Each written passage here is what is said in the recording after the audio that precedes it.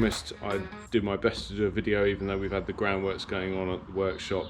As it stands, I'm sitting on the roof of NIM, the extra long wheelbase crafter that we finished in June. We weren't able to do the roof deck in time because my sister was getting married over in Tenerife actually, so the owner was quite happy to hold off until now. So we've just finished the roof deck. I'll just insert a clip now so you can get an idea of what it looks like without me sat on it. This roof deck is made of composite decking. There's a fold up part at the back, which basically means you've got a sun lounger for two on the roof of the van. And yeah, it's got a side mount ladder. It's a custom made aluminium tube frame roof rack with allowances for 2 light bars at the front and 3 large solar panels. And yeah, we're really happy with this van. It was a big project, and the owner's been all over the place in it already since collecting it in June. What I'll do now is I'm going to jump back down and I'll give you a quick look around the inside of the van. Anyone that's a regular subscriber and watches our videos will have probably seen a full van tour of this van. The owner's obviously been using it for a few months and he's put his personal touch on it, and since bought a little blue Staffordshire Terrier, so he's got his dog carrier in the shower at the moment. He's actually away on work at the moment. His brother dropped the van off to us just to do the little bits and bobs that he needed doing. He's added this really cool sort of rope. I don't know what you'd call it really. It just looks spot on the side of the kitchen. And he's got his bedding on. He's due to have these cushions upholstered in this fabric, so he's kind of temporarily put it over the top. And as you can see at this sort of time of day, it's just got this wicked lighting. And he's managed to find this cool curtain from somewhere locally actually. Apparently it's been in the window for God knows how many years, and he just walked past and thought it was perfect, and they kindly trimmed it to exactly the right size. So he's got an internal waterproof white curtain there, as you can see. And then he's got this really cool external curtain, so when the shower's not in use, he just pulls that all the way across.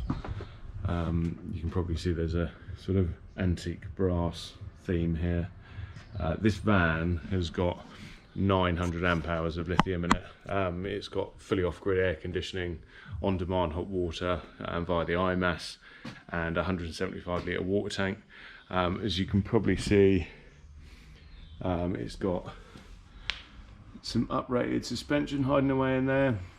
So this is an upplated van, and it's got general grabber off-road tyres or all-terrain tyres.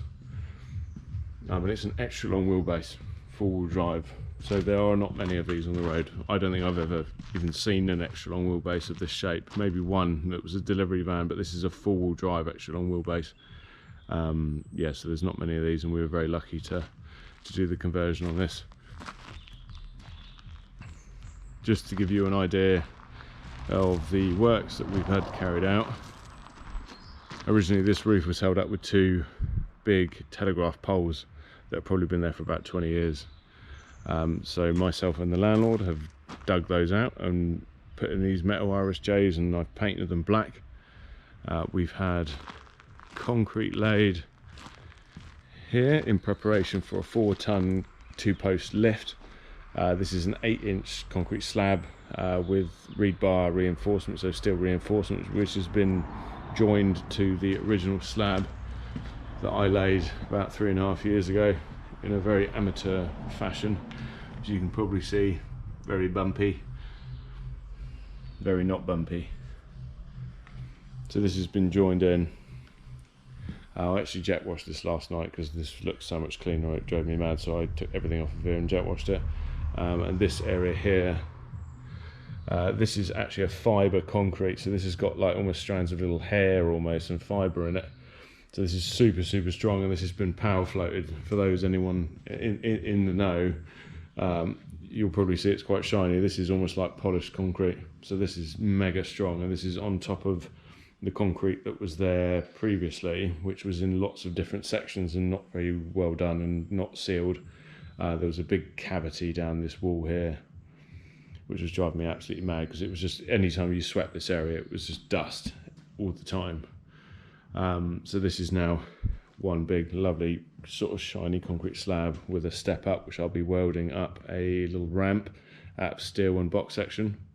So I have a small ramp down here, but it's given us a really nice space to work, and there'll be a wall going in across here all the way up to the RSJ right at the front, which is going to be similar to the wall on the other side by the original workshop, which is going to be like a timber / steel frame with corrugated panels on that. We've also got a drain here so we can wash down a car or a van, and this unit is predominantly storage and, you know, sort of welding gear and all that sort of stuff.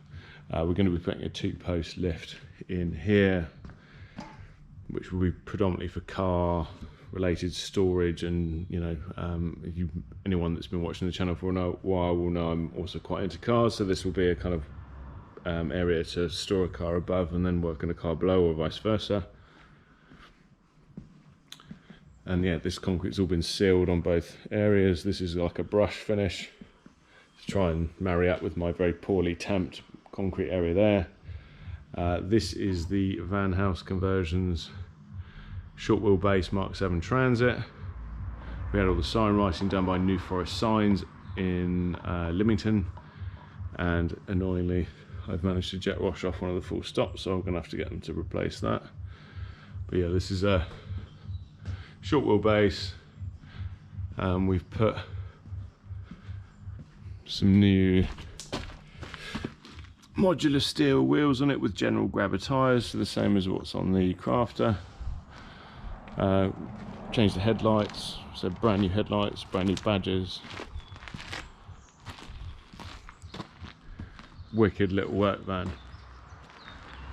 We actually often get wheels, steering wheels done by Royal Wheels as well, so it's got a retrimmed steering wheel. I'll quickly show you that now. Probably just see through the window. No, not very well. It's got this lovely retrimmed steering wheel, which is probably completely over the top for a transit van, but just makes using it that much nicer. It definitely won't be getting treated like a builder's van. We've got an Android head unit in there as well, which I would always suggest you try out before you go buy an £800 Pioneer head unit, because they're a total rip-off in my opinion. They're charging you a fortune for using Apple CarPlay. And yeah, like I said, sign writing down both sides. I think it might have been a crew cab at some point, so it looks like on this side of the van, there were, in the middle, behind the main seats, was some bolts in the floor, so it looks like it had some bench seating originally. And these windows, I believe, are factory windows, as they've got Ford logos on them, as you can maybe just about make out there. So this, as it stands, is just a materials getter, but we will be, as you can probably see, there's all sorts of timber in here. I've ripped all of the inside out that was in here originally, dealt with any little rusty patches, which is what all that black stuff is. That's just to protect the exposed metal and where there were scratches and God knows what. So this is, and also we've got some lovely Click-Lux flooring in there, but you probably can't really see it at the moment. But the plan is to make this into a little day van, so we've got going to have a bed across the back and still be able to get sheet timber in underneath, with a little kitchenette down this side. And when I say little, I mean very little. Maybe a single hob and a bit of storage at the back, and still be able to get a full sheet in with a bed across. And obviously when there's no wood in there, the dog will fit, so he can have the sliding door open and be sat in the van.